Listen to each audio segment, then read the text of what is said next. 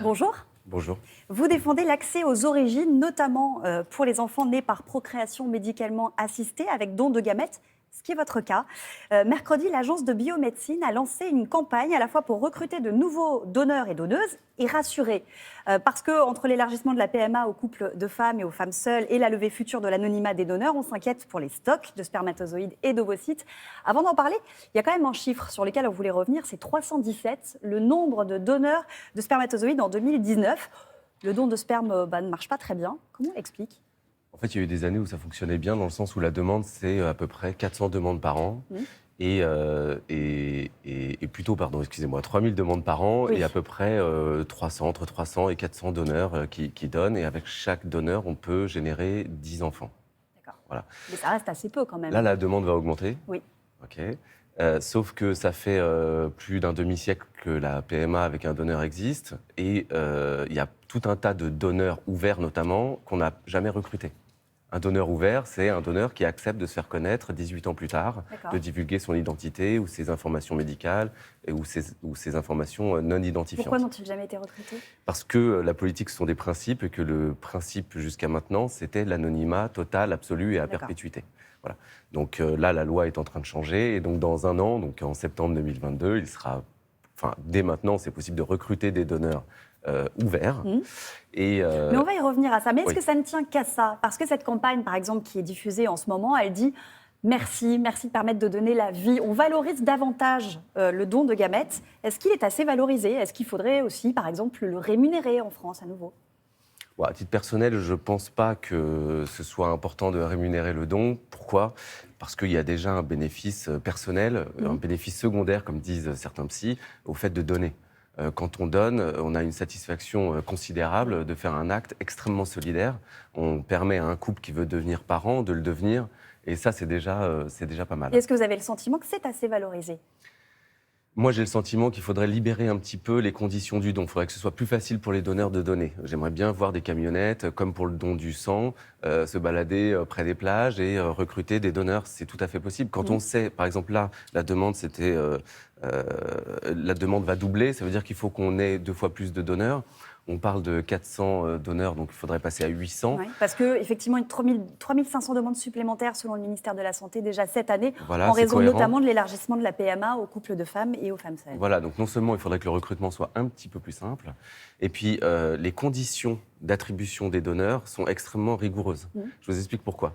Quand un couple hétéro dit ne pas être à l'aise avec le fait d'en parler à son enfant, on va lui proposer un appariement qui va jusqu'à l'appariement du groupe sanguin. Ça permet à ce que l'enfant ne découvre jamais en classe de 3e en cours de biologie qu'il est issu d'un donneur et que son père n'est pas son géniteur.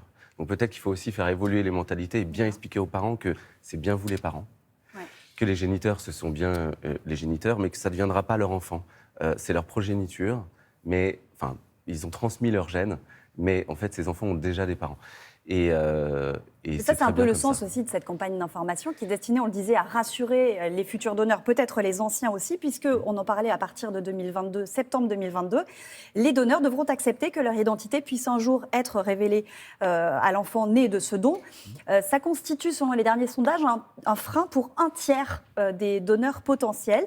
C'est ça qui fait peur, de se dire que potentiellement un enfant peut venir rencontrer un parent et pas un géniteur ? Oui, si on leur fait croire que c'est eux les parents, ils vont se sentir ils vont se sentir endettés vis-à-vis de cet enfant.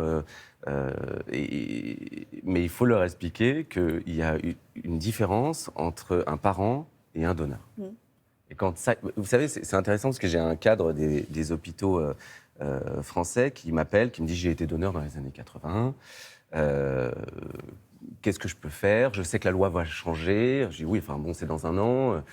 Je lui dis donc, je ne peux pas vous dire de faire un test ADN. Par contre, je peux vous expliquer que moi, j'ai fait un test ADN. Et si ça vous donne des envies, alors allez-y. Il l'a fait. Et il a eu un match immédiatement avec quelqu'un issu de son don, une jeune femme. Et ça faisait 1 an et demi qu'elle avait fait ce même test, qui est en libre service. Et donc il me dit, Arthur, j'ai un problème philosophique. Je sais que pour cette fille, je suis son donneur, mais moi, je dois l'appeler comment ? Parce que des filles, j'en ai déjà, des enfants, j'en ai déjà. Quelle est sa place? Comment je dois l'appeler? Je lui ai dit, c'est pas très joli, mais pour de vrai, c'est votre progéniture. Mais elle ne deviendra pas votre fille parce qu'elle a déjà des parents. Oui, c'est ça. Vous avez fait cette démarche-là, vous le disiez. Vous avez d'ailleurs, je crois, été le premier à le faire en France. Vous cherchiez quoi? Si vous voulez, quand on est privé du droit à la connaissance des origines, on se contente des miettes. Et donc, à la base, ce qui m'intéressait, c'était les miettes. Dans le sens où ces sociétés proposent de connaître ses origines géographiques. Alors, c'est complètement gadget, je ne suis pas sûr que ce soit hyper fiable, même si c'est la recherche française qui l'élabore et qui travaille dans ces sociétés américaines. Mais pour de vrai, moi, je me suis dit, quitte à pas connaître mes origines, ça m'intéresse de savoir à peu près d'où je pourrais venir dans le monde. Et puis, il y a une autre brique, quand on vous donne les résultats, qui s'appelle correspondance ADN. Et donc, quand je regarde mes résultats, je vois que j'ai un match à 6%. 6%, je me dis, on ne gagne pas d'élection avec 6%, ça ne doit pas être énorme. Et puis, en réalité, c'était beaucoup, puisque je la contacte via un réseau social. Elle me répond immédiatement, je l'ai au téléphone. Elle est londonienne, elle s'appelle Laura, elle a 42 ans.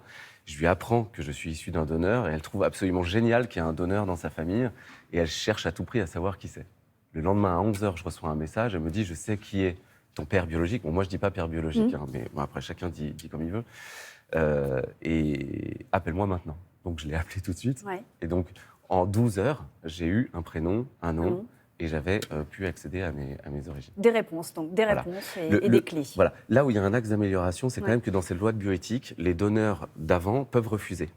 Et je trouve ça dommage parce que l'accès aux origines, ce n'est pas juste un prénom, un nom d'une seule personne, c'est aussi une famille. Des parents, des oncles, des tantes, des nièces qui, eux, auraient peut-être accepté de raconter un petit peu l'histoire de leur famille.